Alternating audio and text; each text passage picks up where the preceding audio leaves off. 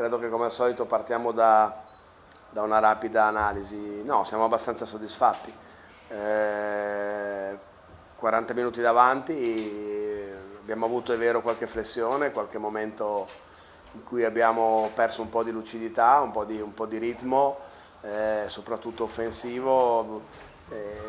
Questo è stato un andamento un pochino così sinusoidale nell'arco della partita, però ci sono alcune costanti importanti che sono rappresentate innanzitutto dal lavoro difensivo, perché il fatto di poter rimanere in testa anche con margini importanti, pur dovendo gestire un po' questi alti e bassi sotto il profilo della precisione offensiva, nasce dalla capacità di contenere gli avversari, di non subire punti, di non subire dei break, di non far rientrare mai gli avversari realmente in partita.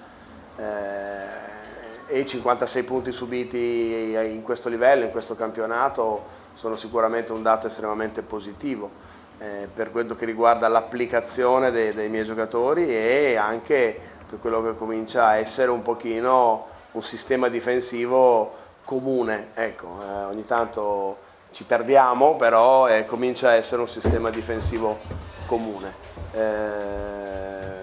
Per cui credo che proprio anche la gestione del divario numerico e del vantaggio oggi rappresentino due aspetti positivi che non devono così rappresentare un terminal di arrivo, ma soltanto una conferma di quello che abbiamo fatto in questa settimana e un ulteriore spunto per fare meglio nelle prossime settimane.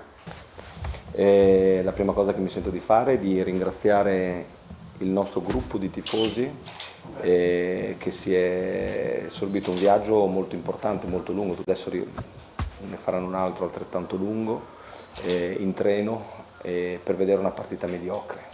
Detto questo, bisogna essere molto lucidi nell'analizzare questa partita, perché noi abbiamo tirato con percentuali molto basse,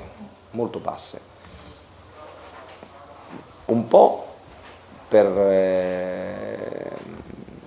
il fatto che abbiamo due giocatori americani che sono in piena preparazione. Donnell Taylor è qui da 2 settimane, oggettivamente qui da 2 settimane, e Kevin Langford da 3, quindi è come per loro se fosse una partita come noi a Agrigento abbiamo fatto ai primi di settembre, e si è visto, basta guardare le percentuali, gambe un po' faticate, poca brillantezza. La partita di domenica con Reggio Calabria è stata di adrenalina e questa partita invece probabilmente ha pesato il carico di lavoro che sta arrivando e che arriva quando tu devi entrare in condizione. E quindi 1 su 12, 20 su 71 da 2, 28%, con, guardate un po' alcuni giocatori che hanno tirato con percentuali basse. Poi abbiamo pagato anche la fisicità di Agrigento, che ci ha sporcato tante situazioni, e quindi globalmente abbiamo fatto fatica perché un paio di giocatori sono in ritardo di condizioni, altri invece come squadra in altre situazioni dobbiamo crescere come concretezza, come capacità di venire